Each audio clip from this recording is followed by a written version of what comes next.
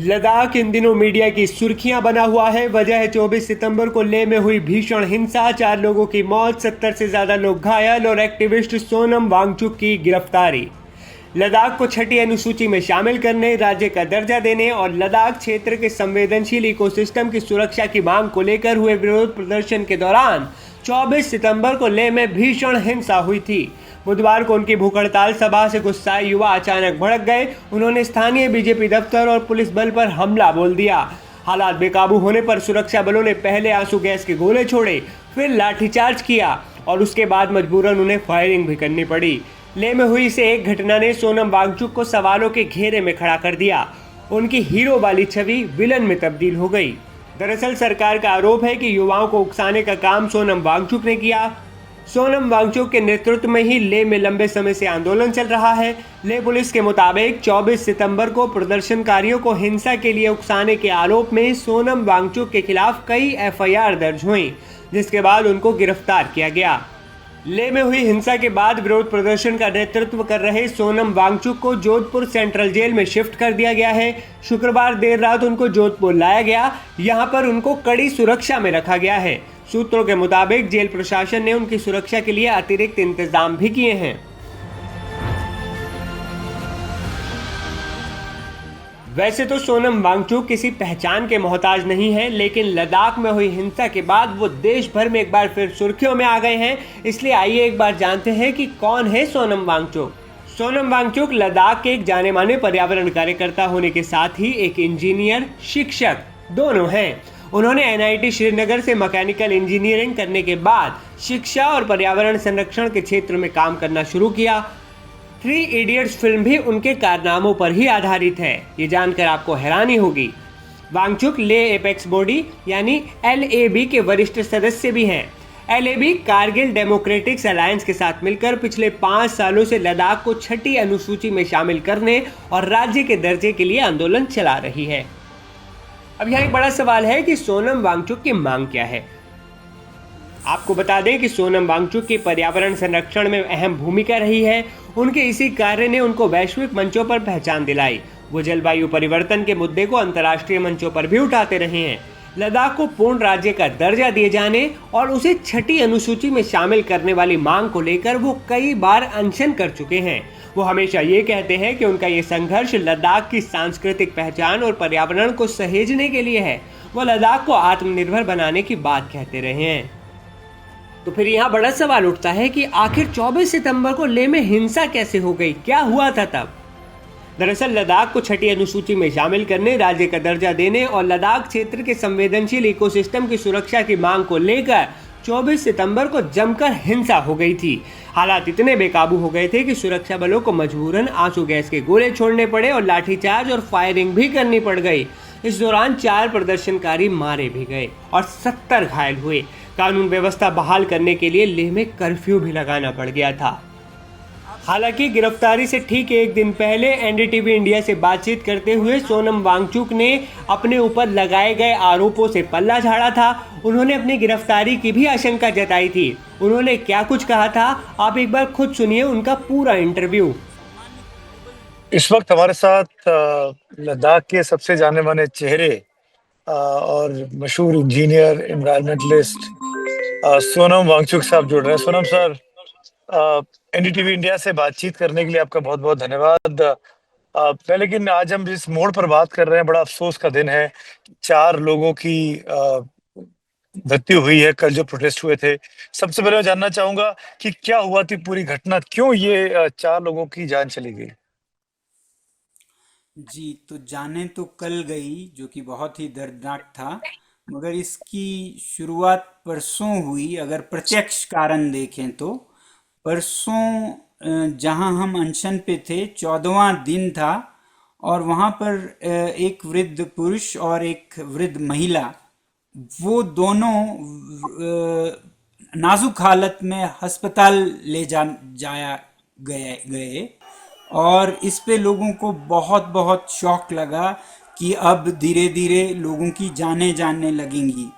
और ख़ासकर ये उस प्रकाश में था कि सरकार ने तब टॉक्स के लिए, अगले वार्ता के लिए तिथि दी थी, जी।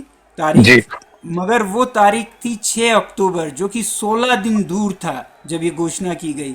तो लोगों में बहुत गुस्सा था कि ये इतनी दूर क्यों दिया, जबकि उन्हें पता है कि ये अनशनकारी जब तक टॉक्स ना हो तब तक अनशन रखने वाले हैं, उन्हें सजा देने के लिए इतना दूर दिया रखा गया। और फिर उस पे 2 लोग अस्पताल में नाजुक हालत में भर्ती हुए, तो लोगों का रोष बहुत बढ़ गया। तो जो युवा वर्ग है, अलग अलग समुदायों के, जी। उन्होंने एक बंद का आह्वान दिया, बंद का कॉल दिया कल के लिए। और उस बंद के लिए लोग बहुत बड़ी संख्या में अनशन के जगह पे आए, और वहाँ पर प्रार्थनाएं चल रही थी, कुछ भाषण चल रहे थे। स्थिति कोई बहुत अलग नहीं थी रोज से, सिर्फ लोग ज्यादा थे। फिर वहां देखते देखते एक साइड में युवा बहुत बड़ी संख्या में जमा होने लगे। अंदर तो 300-400 ही थे। बाद में हमें पता चला कि जब वो नारे लगाते हुए बाहर जाने लगे सड़क पर, 300-400 गए, मगर बाद में उसी के 15-20 मिनट में हमें सुनाई दिया कि 3 से 5 हजार युवा तोड़फोड़ कर रहे हैं। पहले हिल काउंसिल पे, फिर बीजेपी के दफ्तर पे, पुलिस की गाड़ियों को आग लगा दिया। तब हमें ये तोड़फोड़ का पता चला, और उसमें फिर पुलिस फायरिंग हुई, और उसमें ये जाने गए। लेकिन सोनम सर, क्या कांग्रेस के स्थानीय नेता का नाम आया है? बीजेपी के लोगों ने ट्वीट किया, बताया कि कांग्रेस के जो स्थानीय पार्षद है उन्होंने भीड़ को भड़काया, आपका नाम भी लिया गया है। आपको लगता है कांग्रेस है इस हिंसा के पीछे, कांग्रेस का रोल है स्थानीय नेता का? देखिए, एपेक्स बॉडी को सदा से अ, अराजनीतिक, अपॉलिटिकल रखने की कोशिश की गई। बल्कि 2 हफ्ते पहले कांग्रेस को हमारे एपेक्स बॉडी से जाने के लिए कहा गया। जब तक चुनाव खत्म ना हो, आप नहीं हो तो अच्छा है, हमें इसे पवित्र रखना है। तो कांग्रेस का एपेक्स में तो कोई रोल नहीं था। अब बहुत अजीब और गरीब बात है ये, कि जैसे ही हिंसा हुई और लोग मरे, अ, हमने देखा कि बीजेपी ने औरों पे दोष देने का एक खेल शुरू कर दिया, जिसमें कांग्रेस पर और मुझ पर भी बहुत दोष इल्जाम लग रहे हैं। तो ये एक तरह का स्केप गोट, कोई बलि का बकरा ढूंढने की तरफ का इशारा करता है, ताकि उनके जो जिन वजहों से ये युवा मजबूर हुए ऐसा करने में, वो छिप जाए। अब ये सुनिएगा पहले।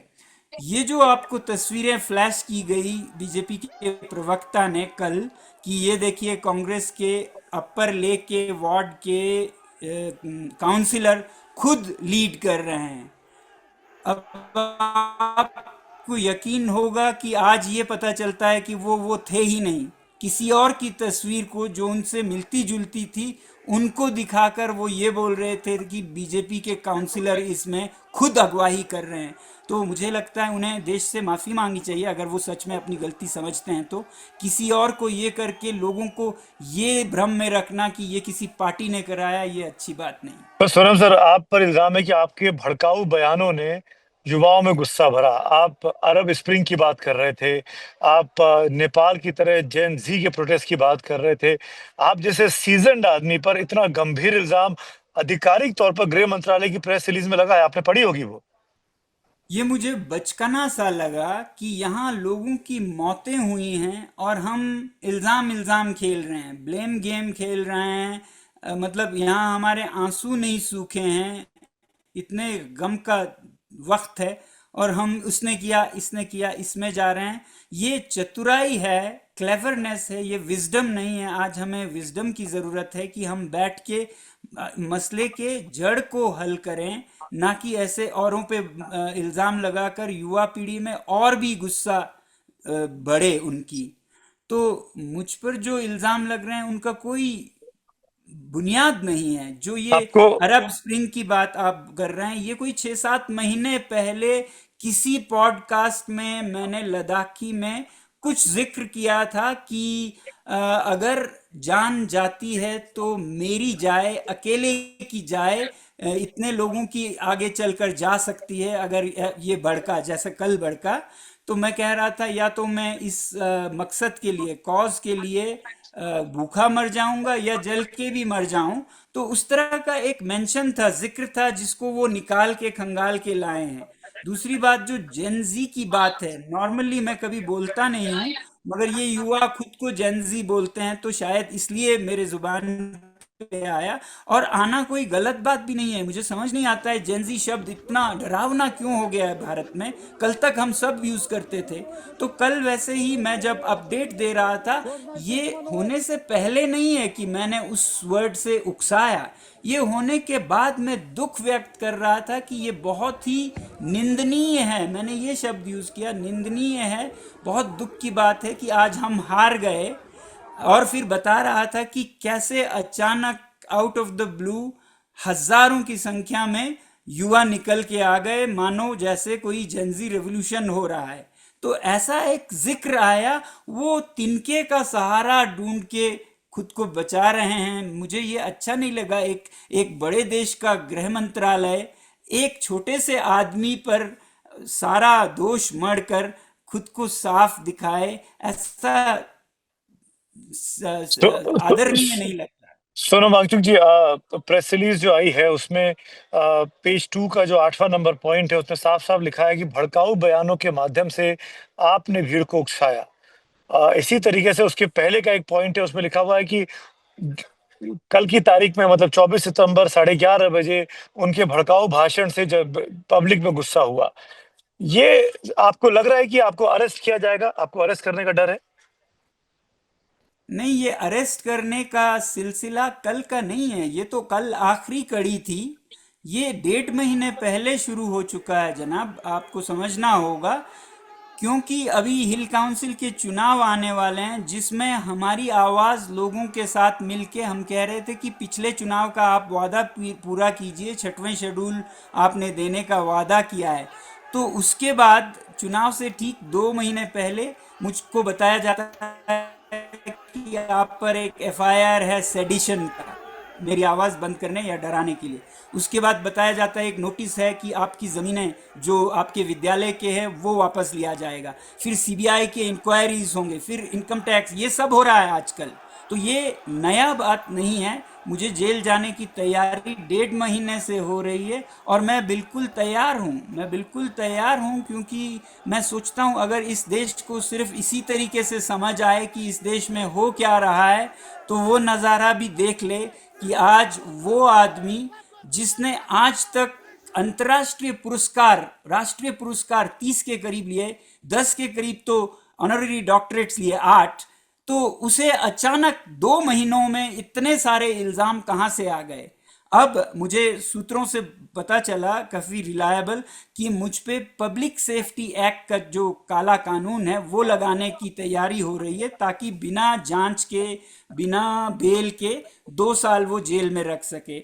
तो अगर यही तरीका है तो मैं इसके लिए तैयार हूँ। हर मुसीबत में से एक मौका निकलता है, हो सकता है देश आज उसी से जागेगा कि हमारे देश में जो देश के लिए कर रहे हैं, जो भारतीय सेना के लिए इतना सेवा, इतना अन्वेषण, इनोवेटिव सोलर टेंट्स वगैरह कर रहे हैं, वो जेल जाएगा। जो चीन के खिलाफ चीनी सामान का बहिष्कार का आंदोलन चलाते हैं वो जेल जाएगा। जो अपने जेब से 1-1 करोड़ हर साल का विद्यालय में डालता है वो जेल जाएगा। और जो खुलेआम करप्शन में जुटे हैं यूटी लद्दाख के ब्यूरोक्रेट्स, जिनके की कई वीडियोस निकले, वो एक एक को वीडियो हटवा रहे हैं, मगर सीबीआई उनके पीछे नहीं जा रही, सीबीआई हमारे पीछे जा रही है। तो ये नज़ारा भी देश देखेगा। शायद यही देश को देखना बाकी है कि वो जागे। स्वयं सर, आपने जो मुद्दों की बात की मैं उसी पॉइंट्स पे आना चाह रहा था। जो अंडरस्टैंडिंग चल रही थी आपकी हाई लेवल कमेटी के साथ, उसमें इस बात को माना हाई लेवल कमेटी ने कि जो एसटी रिजर्वेशन है वो 45% से बढ़ाकर 84% कर दिया जाए। जो 2 लैंग्वेजेस की बात की गई, भूटी और पुर्गी, उनको ऑफिशियल लैंग्वेज का स्टेटस देने की बात की गई, 1800 वैकेंसीज को भरने की बात की गई। ये तमाम जो शर्तें थी वो मानी तो जा रही थी, फिर आपको जल्दबाजी किस बात की थी? आप लोग 6 अक्टूबर तक रुकना क्यों नहीं चाह रहे थे? देखिए, आप सिर्फ वो वक्तव्य पढ़ के बोल रहे हैं। हम जी। 6 सालों से हालात को बर्दाश्त करके बोल रहे हैं। पिछले 5 सालों से बातचीत चल रही है, शायद 30-40 तो बातचीत चले, कोई प्रगति नहीं, उनमें कोई प्रगति नहीं हुए। अभी जाके 27 मई को जो 4 बिंदुओं में से सबसे छोटा बिंदु है रोजगार का, उस पे आधा पार्शियल रेजोल्यूशन निकला, पार्शियल सॉल्यूशन उस पे। बाकी 3 वहीं के वहीं हैं। और खासकर लोगों का तो ये था कि स्टेटहुड और 6 शेड्यूल पे बात चले, वो पिछले 5 सालों से घसीटते घसीटते अब चुनाव के 1.5 महीने पहले तक के समय तक पहुंच गया है। इस पे उसको उन्होंने छुआ भी नहीं। आप कैसे कह सकते हैं कि बहुत प्रगति हुई? सिर्फ रोजगार के एक मसले पे आधा सॉल्यूशन निकला है। उसमें भी आपको बताऊं क्या क्या वादे हुए थे, इसलिए युवा परेशान है, क्योंकि उन्हें बताया गया था 21,000 नौकरियां निकलेंगी आपके, हमारे लीडर्स ने कहा था, और फिर निकले आप कह रहे हैं 1800। वो भी हाल ही में जब ये हालत देखा तो उन्होंने 1800 निकाला है। 1 साल पहले तक तो 300-400 ऐसे उसमें था। और फिर उच्च अधिकारी स्तर स्तर पे तो जीरो, कोई नहीं निकला है पब्लिक सर्विस कमीशन के लेवल पे। तो युवा बिल्कुल मतलब घुटन में है, बड़ास उनका निकल रहा है कि वो न घर के हैं न घाट के। उनको माता पिता घर में टोकते हैं और बाहर जाएं तो दोस्तों में भी वो शर्मिंदगी महसूस करते हैं। तो वही कल देखने को मिला। तो ऐसा प्रोग्रेस नहीं हुआ है। और एक बात कह रहे हैं, टॉक्स बहुत हो रहे हैं, 27 मई को आखिरी हुआ जिसमें आधा सॉल्यूशन निकला। मैं उसका धन्यवाद कहता हूँ, निकला तो कुछ तो निकला। उसके बाद 4 महीने हुए हैं, टॉक्स ही नहीं हुए हैं। तो उसके बाद 6 अक्टूबर देते हैं ऐसे लोगों को जो बेचारे अनशन पे बैठे हैं शांति से। तो इसलिए लोग भड़के कि 6 अक्टूबर आप इनको मानते हैं क्या, ये लोग सवाल कर रहे थे। सोनम साहब, ये भी बताइए कि ये कहा गया कि इंटरनेशनल साजिश है इस पूरे प्रोटेस्ट के पीछे, जी, अंतर्राष्ट्रीय ताकतें हैं इस पूरे आंदोलन के पीछे, ये इल्जाम लग रहा है। ये बिल्कुल और एक स्केप गोट निकालने की कोशिश है। मैं सच में यकीन नहीं कर पा रहा हूं कि हमारी सरकार इतनी बचकना हरकतें कर सकती हैं। अब बिल्कुल जो भी वहां पे थे उपद्रव में, वो फ्रस्ट्रेटेड यूथ थे। उनमें क्योंकि ये सब अचानक हुआ तो कुछ नेपाली लेबरर्स आ गए जद में। एक तिब्बतन महिला आ गई, उनके उनके सीने में गोली लगी।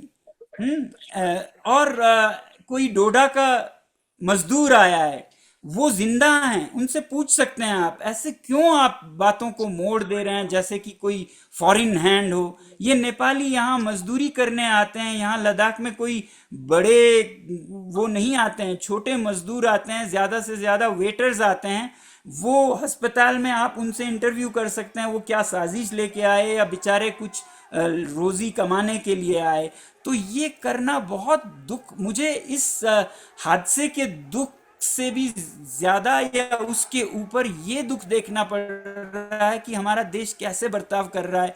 एक आदमी मुझे चुन के दोष डाल रहे हैं, कभी नेपाली लेबरर्स पे डाल रहे हैं, कभी कांग्रेस पे डाल रहे हैं। हम क्यों ये सब कर रहे हैं? बैठ के जड़ों को क्यों ना समझे मुसीबत के और उसको हल करें, उसे मरहम डालें। आज मरहम की जरूरत है, नमक की नहीं पर घाव पर। पर सोनम साहब, आपकी तस्वीर मोहम्मद यूनुस साहब के साथ वायरल हो रही है सोशल मीडिया पे। आप जी गले जी मिल रहे हैं उनके साथ, कहा जा जी। रहा है कि ये सब उसी इंटरनेशनल साजिश का हिस्सा है। देखिए, अगर आप उसी तस्वीर को गौर से देखें तो वो 2020 का है। मैंने खुद फेसबुक पे पोस्ट किया। आप बताइए, कोई साजिश होता तो क्या मैं फेसबुक पे पोस्ट करता?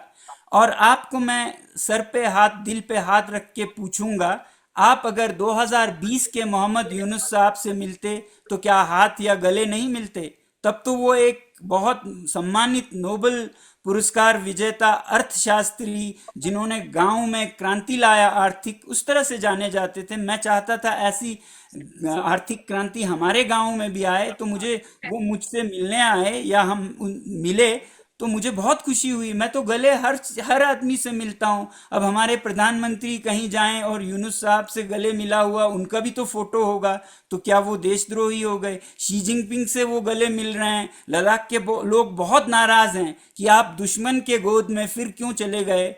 सिर्फ इसलिए कि ट्रम्प ने आपको कुछ कह दिया तो आपके जो असली दुश्मन है उससे आपने हाथ मिला दिया। ये तो ट्रम्प तो आएंगे चले जाएंगे, मगर ये चीनी हमें धोखा देते रहेंगे, आगे भी देंगे, आप उन्हीं के पे चले गए।